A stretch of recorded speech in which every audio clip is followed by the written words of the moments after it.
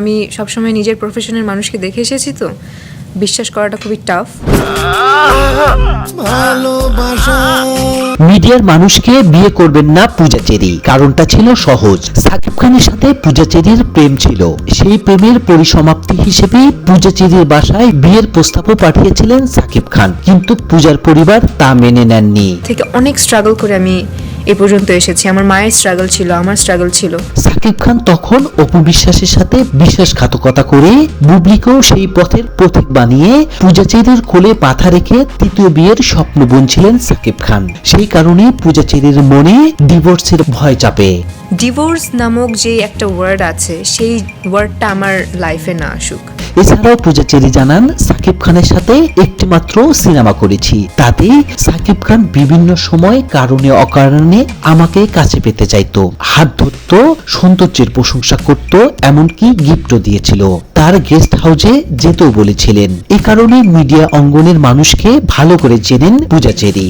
Out of media, no way, impossible. যেই প্রফেশনে আমি আছি সেই প্রফেশনের মানুষকে আমি বিশ্বাস করতে পারি না। তার কণ্ঠে ক্ষোভ আর ঘৃণার ঘনকাটা জমে আছে সাকিব খানের জন্য। হয়তো বিয়ের প্রলোভন দেখিয়ে পূজা চেরির সর্বস্ব হারিয়েছেন, সেই চাপা ক্ষোভ ঘনীভূত হয়ে ধরা দিয়েছে তার কণ্ঠে। সে আমাকে সবকিছুই ছেড়ে দিয়েছে, আমার মায়ের মতন আমাকে বলেছে যে।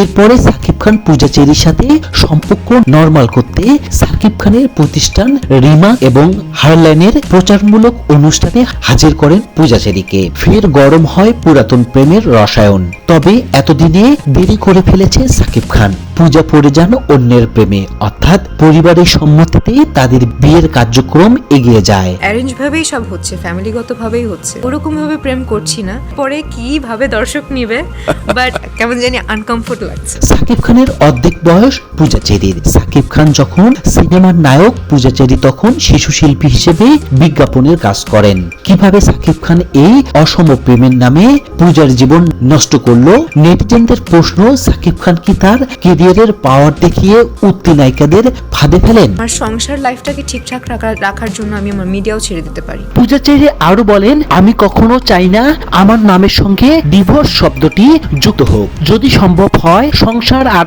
অভিনয় একসঙ্গে চালিয়ে যাব, আর যদি মনে হয় কোনোটা 19 কোনোটা 20, সেক্ষেত্রে আমি সংসারকে বেছে নিয়ে সিনেমা থেকে বিদায় নেব।